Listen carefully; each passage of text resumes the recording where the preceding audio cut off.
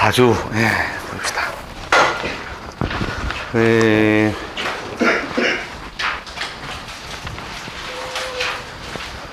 이 앞부분에서 제일 중요한 것은 뭐냐면, 우리가 이제 뭐 역학이라든지 간지라고 하는 간지라고 하는 수단이라고 하는 것들에 대한 접근 자체가 무엇으로 시간으로 이해되어야 된다. 이게 이제 제일 중요한 어떤 개념이죠. 그래서 크게 봐서 이제 자연의 운동을 어떻게 해요? 자연의 운동을 여러 가지 변화 양상이 있으면 그것을 이렇게 끊어가지고 그 구간의 그 운동 방향을 어떻게 해? 문자로서 우리가 표현한 것이기 때문에 문자라는 것 자체가 간지라고 하는 문자라는 자체도 결국 뭐냐면 시간이라고 하는 인자 속에서 결국은 이해돼야 된다 하는 거죠. 이렇게 가벌병정 이게 전부 다 공간을 말하는 것이 아니라 시간적 이거를 일단 머릿속에 대전제로 깔아두셔야 이해하기 수월하는 거죠. 그 다음에 이제 자연의 운동 방향이라고 하는 것이 자연의 운동 방향. 운동 방향이라는 것이 뭐냐면 이렇게 연속적이다. 이렇게 떨어져 있는 것이 아니고 문자로서는 서로 떨어져 있죠. 구간을 우리가 여기를 갑이라고 하고 여기 을로 이걸 병으로 하고 이걸 정으로 했을 때 구간을 볼 때는 우리가 문자로서는 떨어져 있는 모양이지만 실제로는 어떻고 자연의 현상은 이렇게 연결되어 있는 거죠. 이렇게 똑같은 우리가 갑이나 을이라고 하더라도 이 부분에 있는 갑이나 을은 어떻고 해요? 을의 성질이 많이 드러날 수 있는 갑이 될 것이고 또 을은 갑의 성질이 맨 마지막으로 남아있는 이런 어떤 성질을 지닌 그 을이 될 것이다 하는 거죠. 그거는 이제 그거를 이제 달아가지고 쭉 풀이를 하고 있습니다. 기본과 정렬의 차이. 보통 대부분 다 뭐 이 공부 시작하면은 뭐 완전히 도사님이 되어버리려고 몸부림을 치는데 절대로 맞추는 공부를 하는 게 아니라는 거죠. 자연의 운동 방향이 어떻게 이제 짜져 있느냐 이런 것을 보는 것이 바로 이 공부라는 거죠. 여기서부터 우리가 이제 접근해야 되냐. 이게 디지털이라고 하는 것이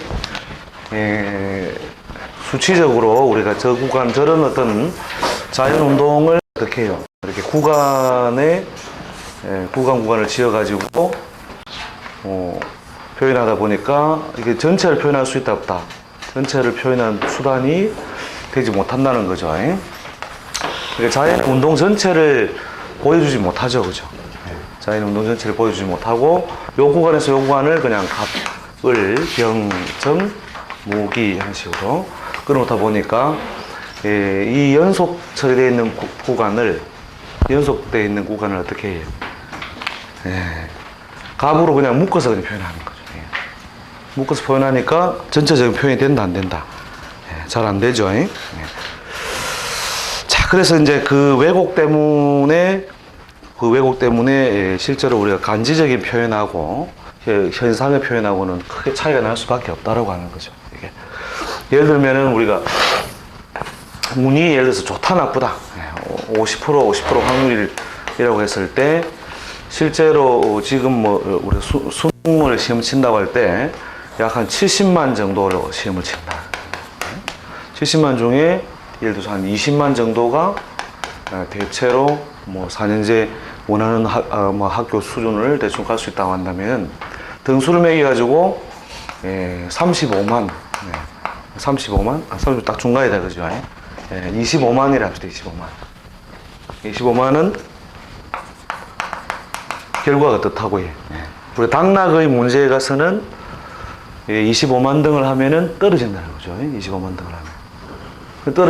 떨어진 게 우리가 현실적 결과라는 거죠. 현실이다.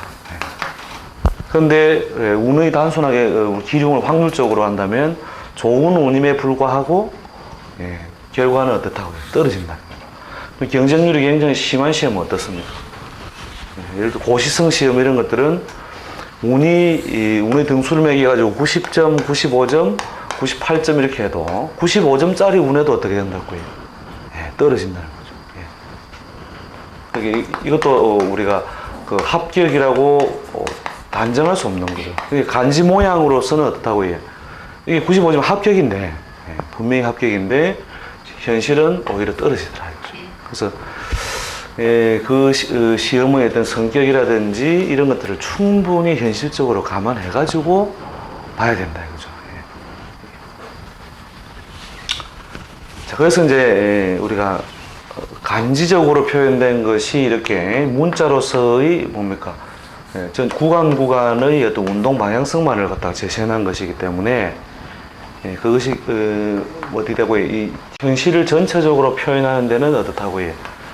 무리가 있다 이 말이죠. 그래서 이걸 좀 더 세분하게 우리가 값도 이걸 더 세분하게 쪼개면 되겠죠, 그죠?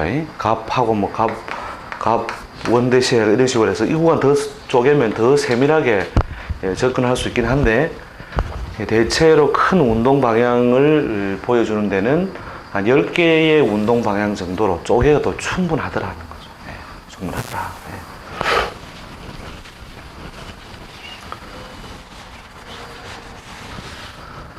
자, 그래서 이제 우리가 간지 한 10개 정도로 이렇게 쪼개서 쓰다 보니까 오는 한계가 여러 가지로 있다.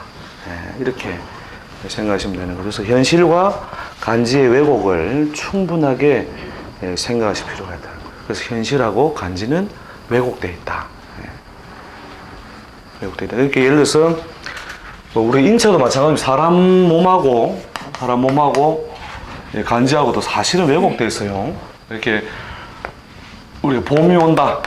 봄이 왔는데 사람 몸에 봄의 기운이 작용을 하는 데는 어떤 왜곡력, 시간적으로 상당히 왜곡이 발생할 수밖에 없는 게 인체가 대체로 수분으로 많이 구성되어 있으니까 우리가 물을 끓일 때 어떻다고 불을 지핀다고 해서 바로 불 붙는 건 아니다 그죠?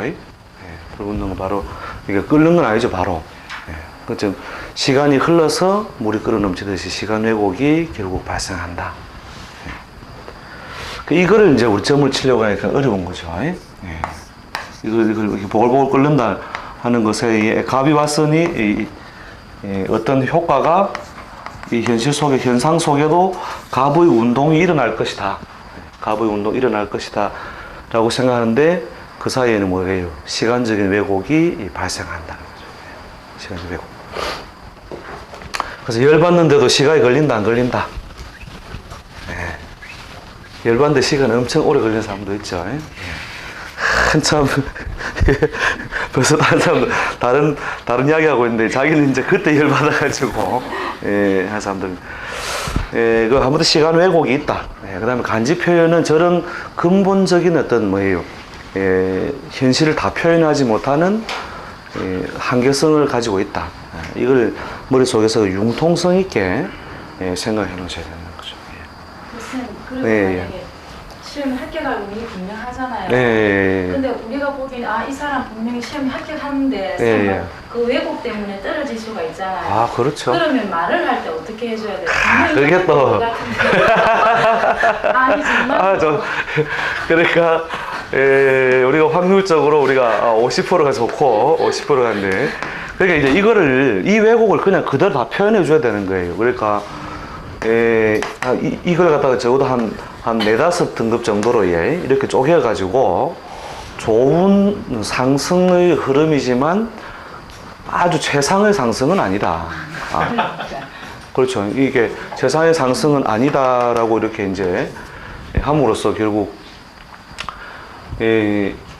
무엇을 이 공간에서 발생할 수 있는 환경을 미리 말해주는 거죠. 미리. 그러니까 그거를 이제 그래서 뭐냐면 아주 정밀한 표현이라는 것은 요 중간에 어정쩡하게 있어요. 그러니까 이제 이 어정쩡한 표현을 보면 뭐라 하냐면 좋단 말이가 나쁘단 말이가 이런 식으로 받을 수 있는데 막 시간이 지나면 알게 된다. 어제 같은 경우에도 누가 하도 밥을 산다 해가지고 그 양반에 한 3년 전에 만나요. 3년 전에 만나가지고 이제 고등학교 1학년인데 고1 때 찾아와 한 반에서 전교에서 한 2, 30등 하는 거예요. 2, 30등 하는데 시간이 갈수록 더더욱 잘할 것이다. 시간이 갈수록 더더욱 잘할 것이니까 걱정하지 마라 이런 거죠. 그래가지고 뭐 반에서 뭐 대충 2, 30대면 한 뭐 2, 3등 안에 들었겠죠, 그죠? 그렇게 하다가 고2에 이러면서 막 거의 뭐 1, 2등 이렇게 하면서 전교 등수가 한 10등에서 12등 왔다 갔다 하는 거예요. 고3 때 딱 돼가지고 뭐냐면은 그 이제 1등을 딱 2번 했는데 1등도 언제 하느냐면 뒷판에 한 거예요. 뒷판에 2번. 전교 1등을 뒷판에 2번 하면서 그 전에 이제 좋은 학교에 그 수시에 합격을 한 거예요. 수시. 이제 면접만 보러 가면 되는 정도로 이제 결과 해놓고 그리고 수능을 쳤는데 수능이 전교에 또 1등이단 말이에요. 자기 짝지가 계속 전교 1등 하는 친구였는데 그 친구는 뭐 의외로 한 전교 등수는 10등 정도 되는 거예요. 그렇게 해가지고 이제 이 운이라는 것이 결국 어떤 방향성 속에서 결국은 어떻게 해요? 끝까지 그 결과를 만들고 만다라고 하는 방향성은 분명하거든요. 방향성 분명한데, 요 중간중간에 어떤 그 현실적 상황으로 완전히 다 대비시키기에는 어떤 형태로도 왜곡이 있다는 거죠. 어떤 형태로도. 이렇게 요 시기에 운세를 우리가 뭐 수치적으로 뭐 75다. 뭐 이런 식으로 표현했다 하더라도 현실 속에서 드러날 수 있는 것은 차이가 나는 거죠. 이 75를 가지고 만약 이 사람은 이 대학이었다면 A 대학이었다면 B 대학이었다면 C 대학이 결론 다르겠죠, 그죠? 그리고 요새 이제 그러나 분명한 건 뭐예요? 뒷판에 가서 시간이 흐르면서 더 좋아지고 하는 운에 가니까 결국 뒷판에 전교 1등 2번 먹고 수능 1등 해버려요. 반에서 반이 아니고 그 학교에서요. 그래가지고 선생님 기가 차네요 하면서 근데 결국 이제 어떤 운동성이나 방향성에 대해서는 우리가 이 간지라는 것 자체가 하나의 운동, 방향 이런 걸 의미하는 거니까 뚜렷하게 하는데 이 중간에 어떤 구간에 있는 하나의 점을 떼서 그 좀 기준 가부를 다 내놓는다는 건 상당히 어려움이 있다.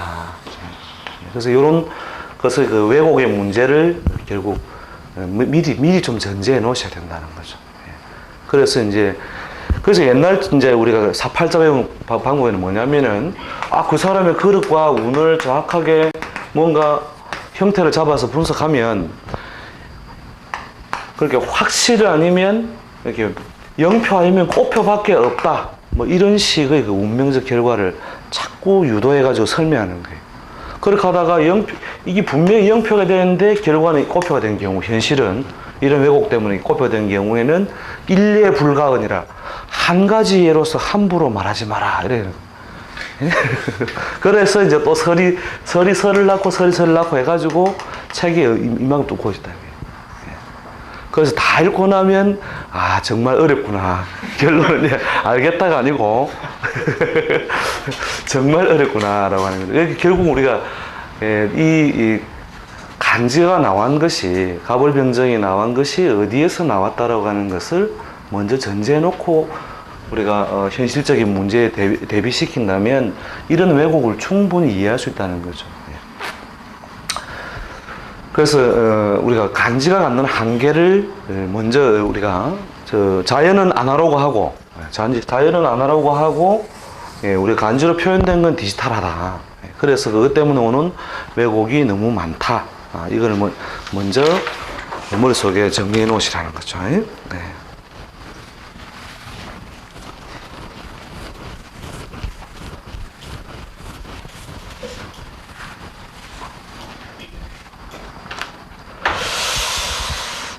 그래서 아무튼 이 간지로서 다 표현할 수 있다라고 생각하는 것이 굉장히 무리가 있는 거죠. 그러니까 어떤 운동을 그렇게 최대한 우리가 표현해 보려고 애를 씀으로써 많은 어떤 것의 운동 방향을 설명했지만 어느 한순간에 그 어떤 완벽한 상황을 일일이 다 밝히는 데는 무리가 있다. 요 정도로 머릿속에 정리해두면 될 겁니다. 자, 그 다음 농경문화와 오행역법. 예, 농경문화. 이게 우리가 만들어진 건, 간지가 만들어졌을 때는 그 우리가 산업환경이 아니고 어떤 환경이었다. 예, 대체로 그 농경 중심의 그 문화적 환경 속에서 간지가 만들어졌으므로 무엇에다가 농사 지을 때 유리하냐 불리하냐, 농사 짓는 환경에서 좋으냐 나쁘냐 하는 것을 중심으로 많이 표현되어 있다는 것이죠. 그래서 간지의 절기의 이름 이런 것들을 보더라도 어떻다고 해? 절기의 이름 보더라도 대체로 그 농경에 관련된 문자와 뜻과 굉장히 그 의미가 통하는 문자들이죠. 그래서 자연운동이 우리가 제일 보편적인 자연운동이 뭡니까? 추나추동이죠. 이 추나추동의 그 운동 방향을 옛날 사람들이 오랫동안 관찰해서 어떻게 해요? 문자로서 우리 추나추동이라는 문자를 부여하고, 또 추나추동의 결국은 운동 방향이 어떤 식의 어떤 유리함이나 운동 방향을 주느냐, 이런 것이 쭉 문자로 쭉 이렇게 표현이 되어 있는 것이 이제 우리가 간지 운동도 될 수 있고, 절기 문자도 쭉 이렇게 농사와 관련돼서 이렇게 이름이 붙여져 있다는 거죠. 자, 농경 문화와 오행역법. 달력이 나온 것도 어디서부터 이 봄, 여름, 가을, 겨울이라고 하는 운동 방향에서 결국은 이걸 좀 더 어떻게 해요? 정밀하게 한 계절을 세 등분 정도 단위로 해가지고 만들었다는 거죠. 이렇게 해서 어떻게 해요? 달력을 만든 것도 사실은 우리가 농사를 어떻게 때 맞춰서 짓느냐라고 하는 것을 저런 간지나 그 문자를 통해서 표현하고 있는 거죠. 그걸 머릿속에 그냥 쭉 대전제해 놓으시면 되는 거죠. 대전제해 놓으시고 보시면은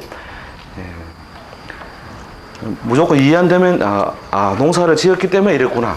농사를 지었기 때문에 이렇게 연결해 보세요. 연결하시면 이해하시는데 별로 어려움이 없다. 자, 자연하고 올소 밑에 내려가지고 뭐 앞부분에서 전에 공부하신 분들은 심심하죠. 앞부분. 네. 자연이라고 하는 것을 자연학 우리가 이 간지라고 하는 것을 우리가 자연이라고 하는 것과 대비를 봤을 때 이 자연이 결국은 문자보다 자연이 먼저 있었다 이거죠. 그래서 자연을 본따서 결국 문자를 만들었다. 이렇게 지금 근데 우리 현대의 우리 이 간지라는 문자를 통해 공부하는 사람들은 어떻다고 해요? 문자에 빠져서 뭘 못 본다? 실체를 못 보는 거예요. 문자에 빠져서. 이게 이제 사실 이제 이쪽의 공부의 비극입니다. 비극은 쓰지 말까요? 글자 할 때 글자에 빠져가지고 그 책은 책대로 놀죠. 책 속에 보면 그 안에서 막 그림을 그려가면서 글자를 가지고 막 설명하고 읽을 때 즐겁다고 해 막. 그래 맞아. 이때 그걸 해서 뭐 어쩌고 저쩌고 하는데 현실 속에 나오면 별로 그거하고 부합되지 않는 거예요. 부합되지 않는다. 그게 부합되지 않는 이유가 뭐냐면 먼저 우리가 자연을 관찰하는 일을 하지 않고 뭘 했기 때문에 문자를 관찰하기 시작했기 때문에 그렇죠. 그래서 이 문자에 담겨서 무엇이 죽었다. 자연의 뜻을 죽어버렸고 또 이 죽어버린 문자를 우리가 다시 자연이나 우리 현실로 되살리지 못했다는 거죠.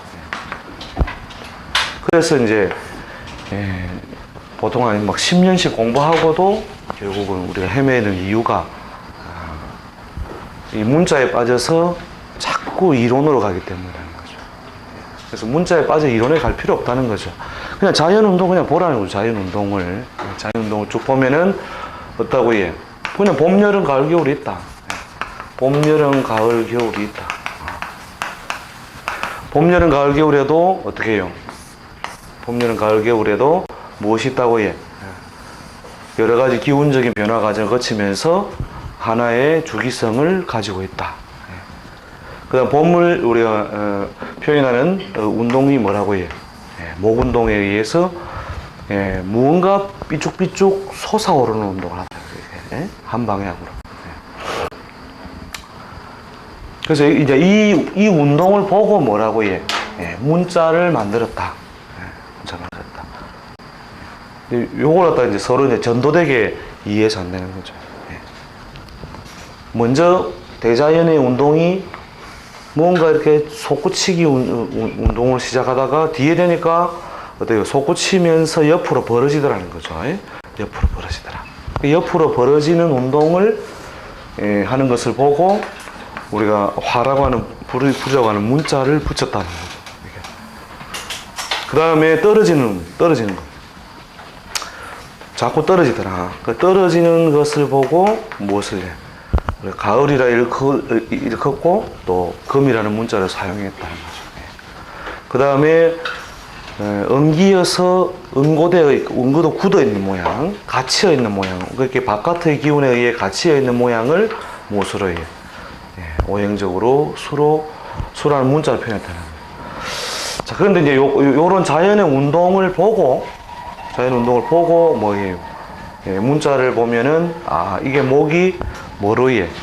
나무로 보시죠? 이게 나무로 보면 어떻게 된다고 해? 완전 공부 다 펴진다 했죠. 그러니까 목을 보는 순간은 무조건 운동.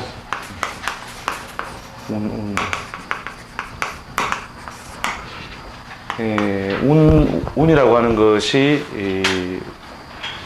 결국은 뭡니까? 시간적으로 결국은 움직인다라고 하는 거죠. 움직인다. 공간적으로도 물론 우리가 운수 이렇게 할 때 움직인다 뜻이지만, 이렇게 주로 이제 공간적으로 쓰든 시간적으로 쓰든 이 움직인다라고 하는 그 속에서 뭘 파악해야, 문자를 파악해야만 이게 이제 본래의 뜻을 파악할 수 있다. 이걸 이제 이 자연이라고 하는 운동을 옮겼다. 이걸 또 머릿속에 해놨는 거죠. 저도 이걸 생각을 못해 고생을 엄청나게 했다니까요. 이거 생각했으면 벌써 한 공부터 했을 건데, 선생 없이 그냥 온 산을 갖다가 이렇게 돌아다니다가 대자연을 보니까 결국은 저런 어떤 원리 속에서 결국 문자가 나왔구나 하는 걸 알므로써 이제 오행이라고 하는 것은 무엇을 자연을 표현한 데 불과한 것이지 자연을 사실은 전부 말한 게 아니에요. 이 자연의 운동을 어떤 식으로 방향성을 가지고 주로 방향성, 운동성 이런 어떤 측면을 취해 놓은 것이지 오행이 전부를 다 표현한 건 아니다는 거죠. 오행이라. 그래서 그 전에 뭘 자연을 먼저 보시라는 거죠. 그래서 나는 다른 측면을 가지고 본다면은 또 분석도 얼마든지 또 할 수 있겠죠. 분석을 다른 측면으로도 할 수 있다. 그래서 아무튼 자연에서 나왔다. 막 그 정도만 정리해두면 됩니다. 앞부분 사실은 이게 이야기를 붙이면 끝도 없는 이야기고, 또 짧게 하자면 할 것도 없는 내용들입니다. 보면. 잘 봐보세요. 그 다음에 그 다음 페이지 넘어갔어요. 진도, 이 반은 진도가 잘 나갑니다. 저쪽 반에서는 이 부분이 30분이 아니라 한 50분 걸렸어요. 50분. 앞에 합작하는데. 구원이 없는 학문, 그러나 효율성의 학문. 자, 이게 이제 이 학문이 갖는 어떤 한계점이 뭐냐? 결국은 구원이 없다라고 하는 건데, 구원이라고 하는 것이 우리가 어떤 극단이나 한계 상황을 극복할 수 있는, 극단이나 한계 상황을 우리가 극복할 수 있는 어떤 방법. 우리가 하나의 인생이라고 하는 하나의 궤도 운동이 있으면 이것을 어떻게 해요? 완벽하게 방향을 갖다가 바꿀 수 있는 어떤 그런 것이 일종의 우리가 뭐 구원이라든지 우리 인간 한계의 극복이라는 어떤 새로운 어떤 경계라면 그게 사실은 없다는 거죠. 간지에는. 간지에는 그것이 없다. 그런데 왜 우리가 이 공부를 해야 되느냐? 그럼 이미 태어날 때부터 어떤 놈은 갑을 가지고 태어나고 어떤 사람은 을을 가지고 태어났기 때문에 그러한 기질을 가지고 살아야 하고 또 이미 그 사람이 태어나면서부터 큰 어떤 운의 흐름 속에서 살아가야 한다면 그러면 이 배워가 뭐하냐 이거죠. 배워가지고 완전히 짜고 치는 고스톱 아니냐 이거죠. 어떻게 보면 맞습니다. 짜고 치는 고스톱이죠. 짜고 치는 고스톱인데 어떤 현상이 오느냐. 짜고 치더라도 길이는 누가 해요? 길이. 길이는 누가 합니까? 1등이 합니까? 말이 합니까? 말이 하죠. 그죠? 말. 길이는 말이 하고. 그 다음에 바닥패에 뭐가 깔려요? 바닥패에. 예를 들어서 쌍피하고 그냥 똥이 깔렸다. 자, 나는 똥광을 들고 있다. 어느 걸 쳐야 됩니까? 선택의 여지 없이 바로 똥광으로 가죠. 바로 이런 것처럼 뭐냐면은 하나를 이 바닥에 수시로 뭐냐면 선택 상황이 자꾸 놓여진다는 거죠. 그 다음에 3점 났다 이거예요. 3점 났다. 자, 여기에서 또 무슨 선택의 상황이 옵니까? 그렇죠. 고냐, 스톱이냐, 이거. 이미 펜은 뭐예요? 내 손에 쥔 펜은 바꿀 수 없고, 또 그 다음에 우리가 뒤집어 보는 패도 바꿀 수 없지만, 결과는 같다. 결과는 똑같은 예를 들어서 그 패를 ABC라는 사람하고 그 다음에 D, E, F 이렇게 해가지고 똑같은 패에 어떻게 해요? 여기에 주는 거 똑같게 A하고 D하고 똑같고 B하고 E하고 똑같고 C하고 F 똑같을 때 자, 이 두 판의 결과는 같겠다 다르겠다. 왜 다를까요? 살아가는 모습에 그 왜곡 이런 것도 그렇게 고냐 스톱이냐 문제 쌍피냐 그거는 뭐 이렇게 왜곡이 많이 발생할 수밖에 없잖아요. 그죠? 그래서 실제로 얼마나 심하냐면 대충 우리가 이 학문 자체를 우리 또 다른 이명은 뭐라고 하는 이 추측한다고 할 때 그죠? 이 명은 우리가 하늘의 명령 그죠? 천명을 우리가 추측한다라고 하는 것도 또는 추리한다고 하는 것도 되는 거지만 결국에 우리가 큰 의미에서는 일종의 우리가 이 간지학이라는 것 자체도 추명술에 속한다는 거죠. 그죠? 그래서 추리하거나 추측하는데 결국은 패를 보니까 뭐를 해? B라는 사람을 잘 쳐봐야 쇼당이다. 잘 쳐야 쇼당. 그러니까 우리가 이제 그걸 대강 우리가 전문가의 견해에서 볼 때, 그죠? 그걸 분석할 수 있죠. 그죠? 그럼 옆구리 찌르면서 그때는 피 먹어요. 고치하수, 그죠? 이게, 잘 쳐야 뭐 쇼당패다. 하지만 여기 이 판에서는 똑같은 패를 들고도 어떻게 해요? D가 먹을 수도 있고 E가 먹을 수도 있고, 그죠? D가 났는데 고를 해가지고 고박을 쓴다든지. 결국은 여기에서 뭐가 욕망에 따른 왜곡이 발생한다는 거예요. 욕망에 따른 요 왜곡. 그 욕망에 따른 왜곡이 결국은 뭐냐면 삶의 결과다는 거죠. 삶의 결과. 자, 이렇게 그 욕망에 따른 왜곡 요소가 있기 때문에 뭘 해야 된다. 우리가 이 간지의 움직임과 현실의 왜곡을 잘 분석해야 되고 또 어떻게 해야 된다고요? 욕망을 조절할 수 있도록 해줘야 된다는 거죠. 그래서 이제 역학을 우리가 공부해야 되는 이유나 우리가 간지에 의한 우리가 사주명리를 공부하는 이유는 전부 어디에요? 사실은 이겁니다. 욕망에 따른 왜곡이 생긴다는 것을 봐야 돼요. 그렇게 이 학문을 잘하는 사람은 뭐냐면 사실은 이미 부여되어 있는 여러 가지 고정된 요소로서 올 수 있는 확률의 세계를 그리는 거에 불과한 거예요. 대충 이 판은 A가 나겠구나. 대충 이 판은 D가 나겠구나. 이렇게 확률적으로.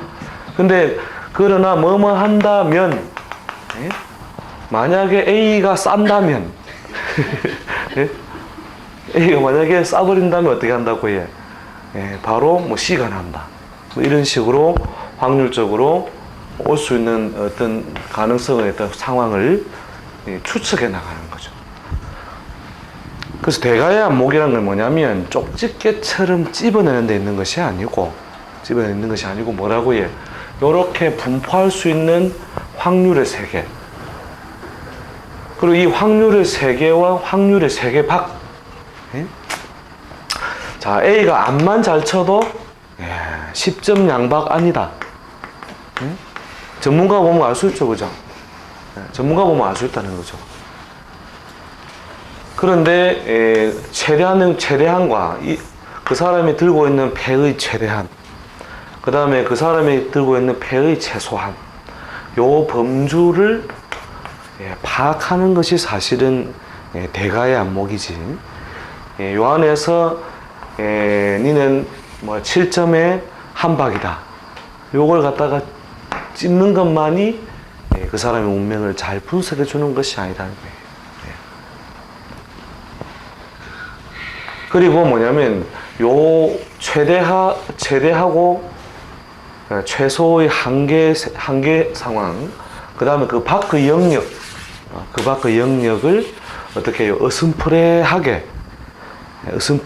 짚을 수 있는 정도가 사실은 우리가 그 추명수로서 우리가 볼 수 있는 어떤 그 인간 운명의 한계라는 거죠. 그럼에도 불구하고 많은 인터넷 그 사이트에 들어가 보면 누가 잘하나 뭐 문제도 막 내놨다니까요. 이 사람이 1900 몇 년도에 있을 수 있는 일 1번, 2번, 3번, 4번인데 동일 명조인데도 똑같은 날 태어난 사람인데도 그런 내용에 해당 안 되는 사람이 많다 이거예요. 그럼 뭐냐 이거예요. 결국은 뭐냐면 욕망에 따른 왜곡이 충분히 발생한다. 충분히 발생한다. 그래서 어느 동네 이야기 하나 해드릴게요. 어느 동네에 아주 뭐 예를 들어 천석 부자가 살았다 이거예요. 천석 부자가 살았는데 나머지 많은 사람들이 저 사람이 우리에게서 좋은 걸 자꾸 가져가니까 우리가 부자로 살 수 없다 이런 거예요. 그래서 이 사람이 어떻게 해요? 이걸 다 나눠주죠. 딱 공평하게 다 나눠주는 거죠. 좋다. 공평하게 우리 나눠 가져가지고 다시 한번 게임을 해보자. 그렇죠? 게임을 해보니까 10년 뒤에 다시 이 사람은 천석 부자가 됐더라고요. 이게 무슨 말입니까?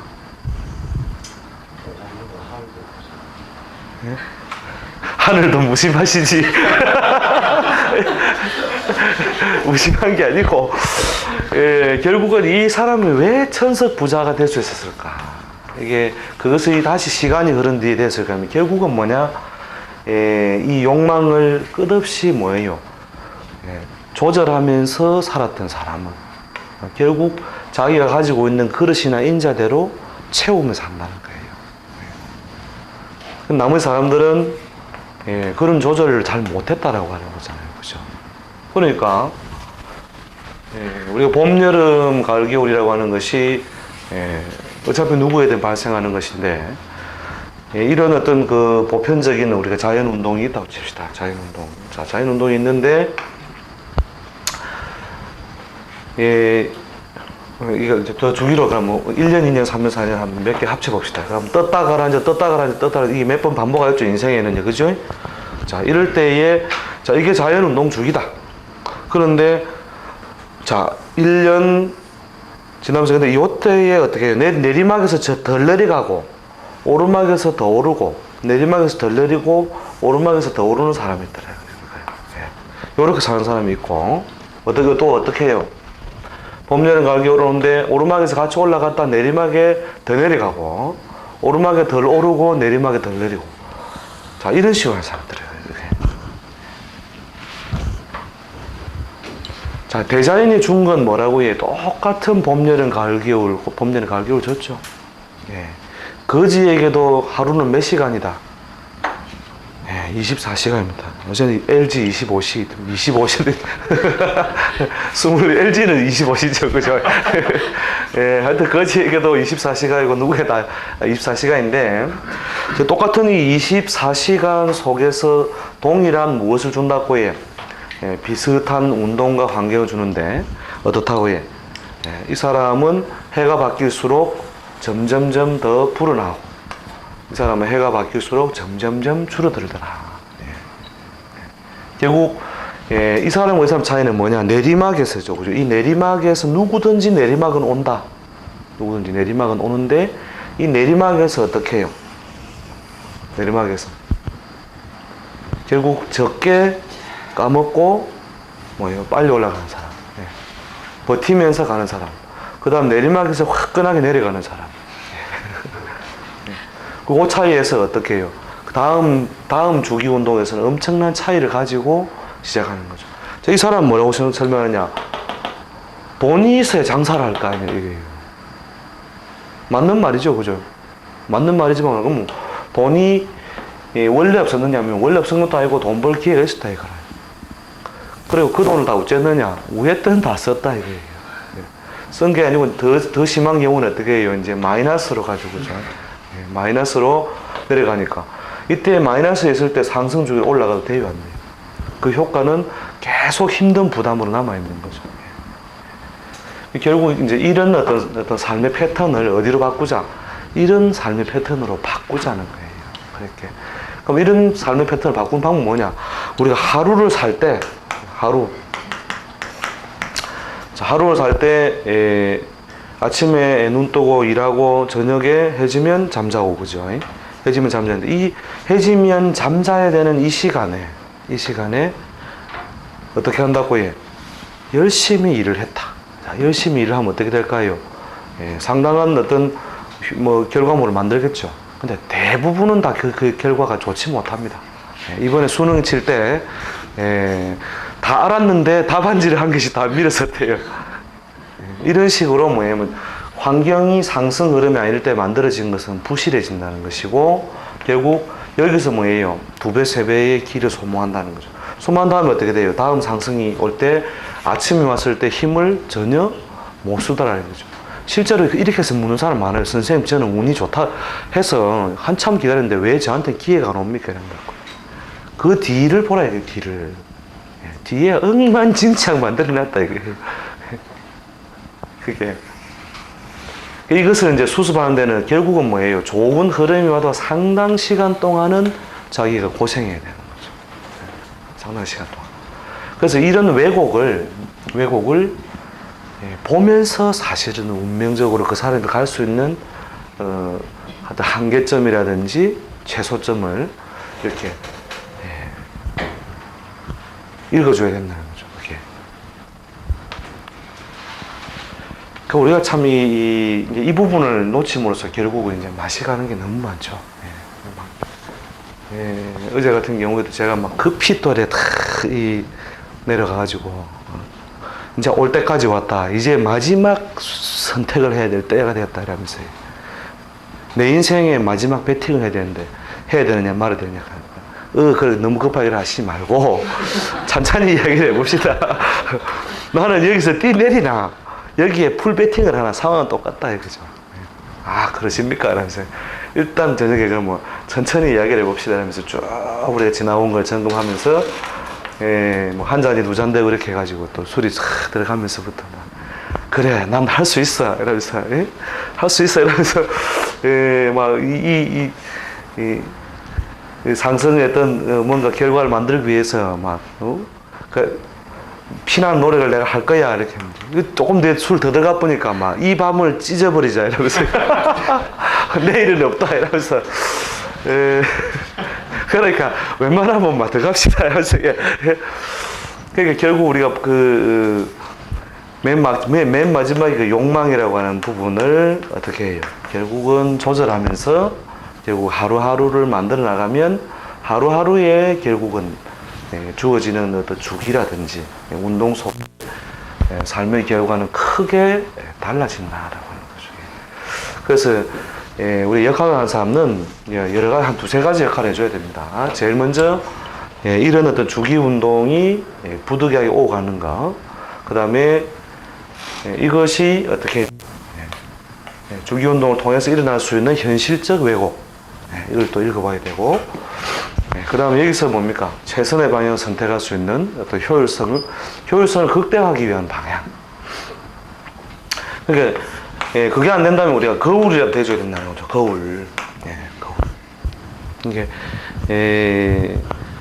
뭐 박세리 코치가 공을 잘 치겠으면 박세리 공을 잘 쳐요.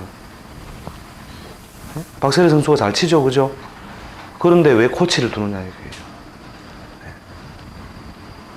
코치 두는 이유는 거울이 필요하다. 그래서 그 역학이라는 것이 하나의 그 거울로서 자기 자신의 그 자기 자신의 좌표나 운동 방향을 읽어주는 중요한 그 수단이 된다는 거죠, 이게 거울. 근데 문제는 이제 이 거울이 굽었다는 데 문제가 있는 거예요, 이게. 나는 분명 거울이다 하는데 거울이 어찌 생겼냐면 볼록 거울이든지 오목 거울이든지 그럼으로써 어떻게 돼요? 거울이 굽으면 무엇에 쓰겠느냐 이 말이에요. 거울이 굽으면. 근데 그 굽은 거울들이 엄청 시끄럽다니까요. 그것보다는 차라리 뭡니까? 완전 평면의 어떤 거울, 조금 희미한 거울이 뭐예요? 이런 어떤 그 개인에 있어서의 어떤 왜곡이라든지 이런 걸 좀 더 근접시켜 볼 수 있겠죠. 그러니까 이게 거울이 이제 굽어버리면 여기에 있는 거울 자체가 잘못된 건 아니지만, 그죠? 모양을 드러내지 못한 건 아니지만 상을 다 왜곡하는 거죠. 그럼으로써 오히려 더 나쁜 역할을 더 많이 하게 된다는 거예요. 그래서 우리 이 공부하면서 좀 이제 관상에 뭐 조금 눈을 뜨든 또 뭐 간지에 눈을 뜨든 그 눈을 떠가 보인다고 해서 그렇게 막 함부로 말해줘서는 안 된다는 거죠. 왜냐하면 내가 굽은 거울일 수 있다는 거죠. 거북이 등껍질이요. 내가 굽었을지도 모르는데 말해주면 그 말해준 거를 얼마나 기억하고 있냐면 평생 기억해요, 평생. 그러니까 제가 이런 벌써 한 19년 전에 19년 전에 왔던 사람이 와가지고 그때 분명히 그래 말했다 했더라고요. 의의가 없는 거죠.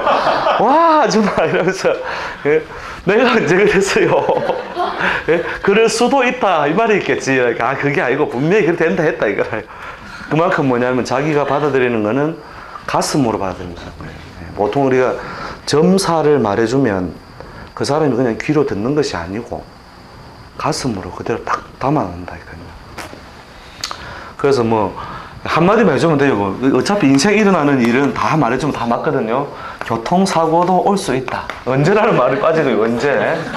근데 뭐 살아가다 보면 반면에 당하잖아요, 그죠? 누군가 뭐 크든 작든 가볍든 뭐 경중 차이에 있어도 그 다음에 맞다, 내 교통사고 조심해라 했는데. 그렇게 기억하고 있는 거는 이제 그런 것들 어떤 우리 상징적인 어떤 요소들인데 전부 다 결국은 그 사람 무엇으로 기억하고 있느냐면 몸의 감각으로 기억하고 있기 때문에 우리가 구분 거울이 되지 않기 위해서 사실은 스스로 경계를 할 필요가 있다는 거죠. 그리고 우리가 이 도사님 말 한마디가 얼마나 중요하냐면요. 사람 하나 또 완전 기살리고 기죽이는 데 있어서 우리가 극단적 표현 이런 걸 한번 하면 그 사람이 정말로 거기에 우리가 뭐 의학적으로 뭐 플라시보 효과를 합니까? 거기에 꼽혀가지고 막 헤어나질 못해요.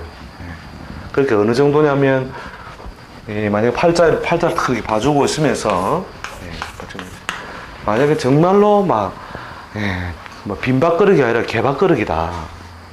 아무리 분석을 해봐도 개밥그릇이다 이런 결론을 도달했더라도 절대로 개밥그릇이라고 말하면 안 된다. 이걸 개밥그릇이라고 말해주는 순간에 그 사람 삶의 싹을 완전 꺾어버리는 거야. 그러니까 우리 심한 욕 중에 하나가 뭐냐면 야 이 망할 놈 하거든요. 망할 놈, 그죠? 망할 놈이잖아요, 그죠? 예?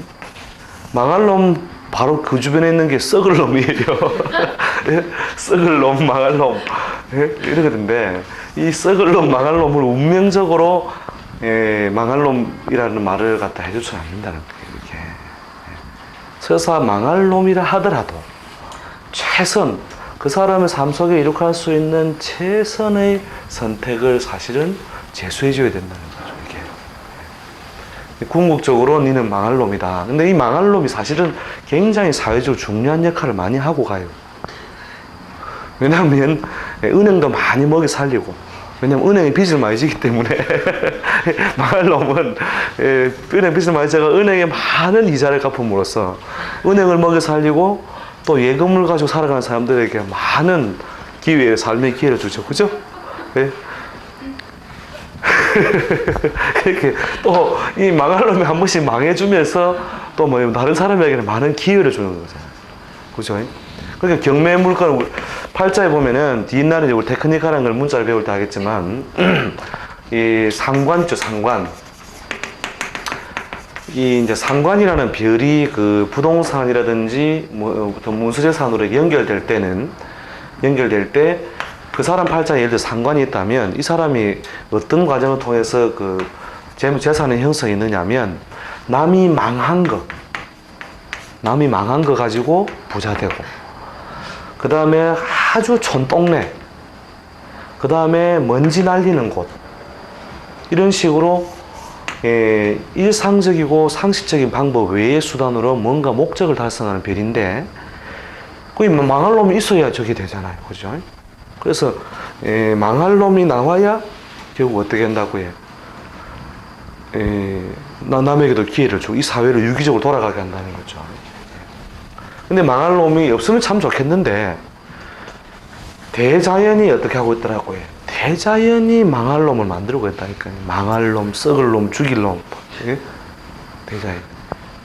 그래서 이제 그런 큰 전체적으로 세상을 바라보는 어떤 안목에 있어서는 우리가 역학한 사람 알고 있어야 되지만, 개인에게 있어서 망할 사람도 함부로 그렇게 궁극의 결과를 말해서는 안 된다는 거죠. 그러면 모든 인간은 그럼 숙명이 뭐냐? 태어났기 때문에 어떻게 한다고 해? 죽음으로 치닫는 거예요. 예? 그럼 우리가 시간이라는 어떤 요소를 빼버렸을 때 당신은 반드시 죽는다. 자, 이 점사는 절대 틀리지 않은 점사예요. 그죠? 죽으니까. 예. 근데 죽음을 전제해놓고 살아가는 사람이 아주 지극히 이성적이고 지성적인 통제가 있는 사람이 아니고는, 아, 그래, 맞다. 내가 어차피 죽을 건데. 그렇게 함으로써 자기 삶을 어떻게 한다고 해?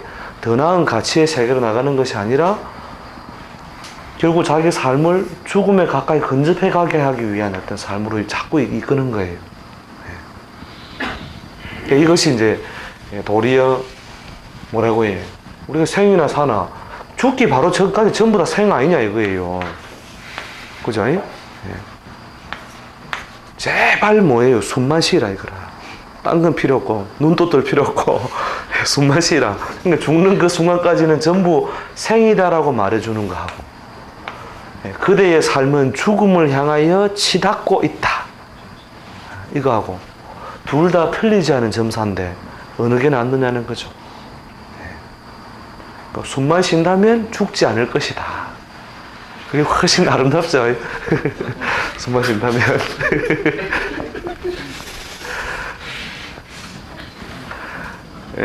그래서 우리 간지 때문에 그 사람의 삶이 왜곡되어 있는 것들을 우리가 많이 볼 수 있는데, 거기에서 우리가 더 극단의 표현을 쫓아야 되는 것이 아니라 그 사람의 상황에서 최선의 선택은 뭐냐, 그것을 뭐로 거울 역할로서 시간적인 요소로서 함수로서 그 사람 삶에 제시해 줄 수 있어야 된다는 거죠. 인생을 살다 보면요, 누구나 다 성냥팔이 소녀 같은 세월도 옵니다. 성냥팔이 소녀. 성냥 사세요. 이러면서. 요새 성냥 사세요보다 파라물 성냥도 없어. 성냥팔이 소녀보다 못한 세월도 누구에게나 결국 돌고 도는 것인데, 그것이 뭐라고 해? 길지 않다는 거예요. 길지 않다. 거기서 뭐냐면 겨울은 길지 않고, 겨울은 비록 석 달, 3개월씩이나 오랫동안 찬바람과 눈을 내리지만 결국 그 겨울은 어떻다고 해요? 절대 길지 않다는 거예요. 길지 않고 결국은 어디로 간다? 봄으로 넘어가는 것처럼 인생에서도 겨울이 오랫동안 가는 법이 없더라 하는 거예요. 또 그리고 겨울이 왔다 하더라도 무엇이 우리가 생존 양식은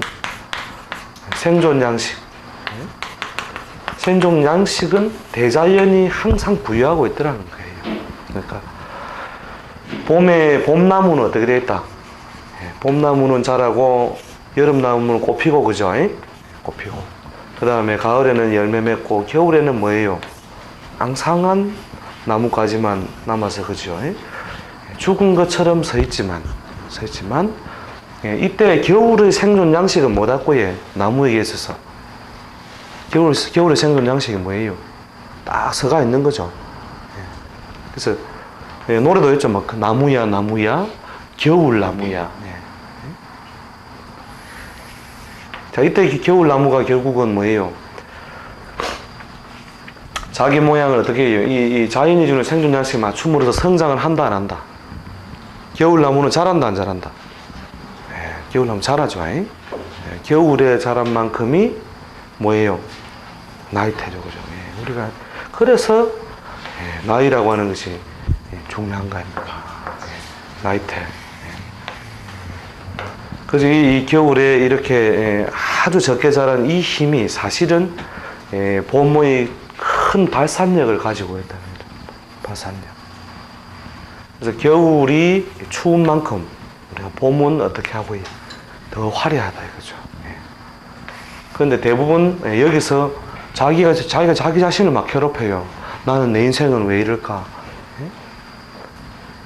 그거를 어떻게 해줘야 된다고 해? 우리가 거울이 되어서 다음 모양을 뭐예요? 제시할 수 있어야 된다는 거죠. 이게. 아무튼 최근에 뭐 저는 것도 기분 좋은 일들이 많이 있었는데, 한 3년 전쯤에, 3년도 더 됐죠. 완전히 그냥 다 거들나가지고 카페에서 잠깐 만난 거예요.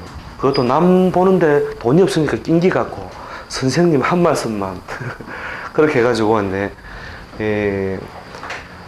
그때도 큰 이야기 안 해주고, 무조건 일본을 가야 살 길이 나온다 해가지고 정말 이렇게 안 따지고 그냥 간 거예요.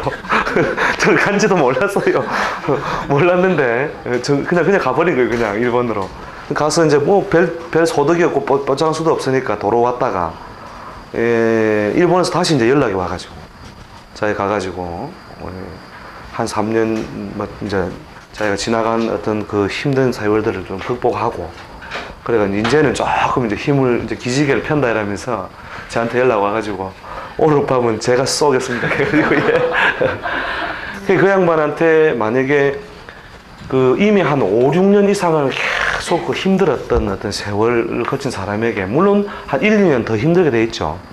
물론 이제 뭔가 경제적인 보상을 이루어도, 근데 실제로 한 1, 2년 더 힘들 수 있는데, 앞으로 당신은 막 2년 동안 죽었다 생각해라. 물론 이래도 자기가 감당을 하긴 하겠죠.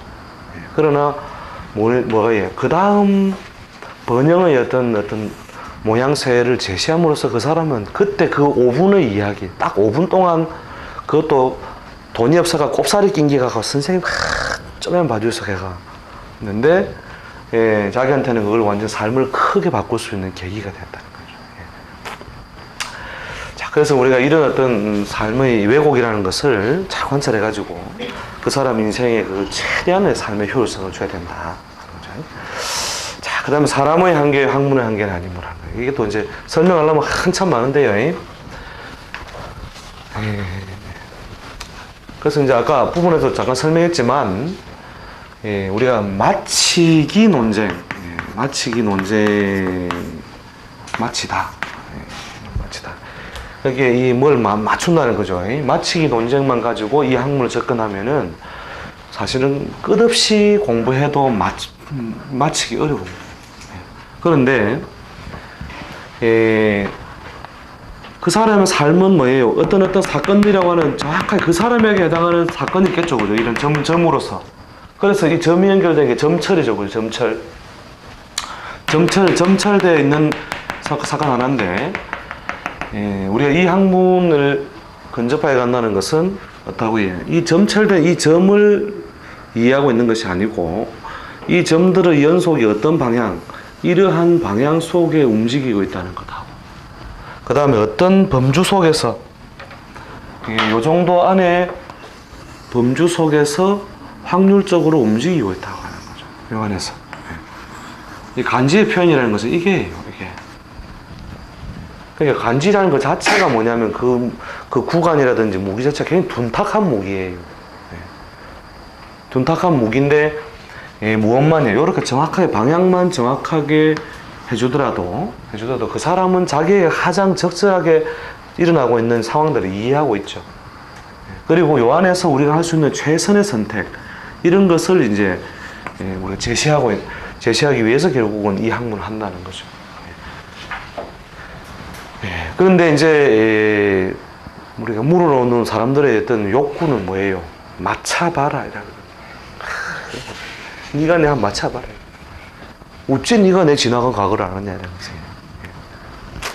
그러면 한마디도 한 개도 안 틀리고 하려면 말을 많이 쓰면 돼요.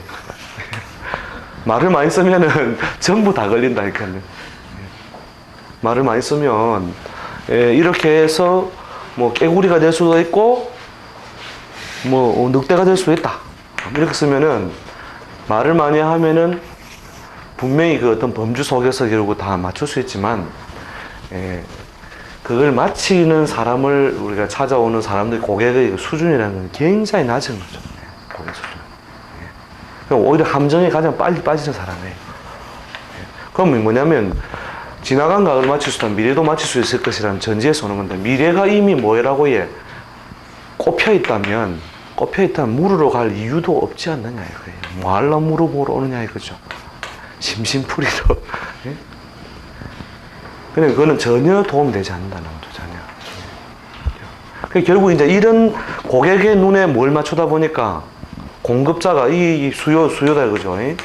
공급자가 그 자꾸 맞추려고 하다 보니까 뭐로 가요? 막 눈알이 바짝바짝 하면서 이건가?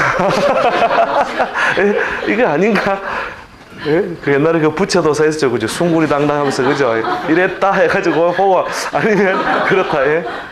이게 이제 공급자가 오히려 뭐에 의해서 이 수요자의 그 수준 낮은 그 눈에 맞추기 위해서 헤매다 보니까 저녁에 앉아가지고 내가 요때 요 말에서 맞췄는데 이래가지고.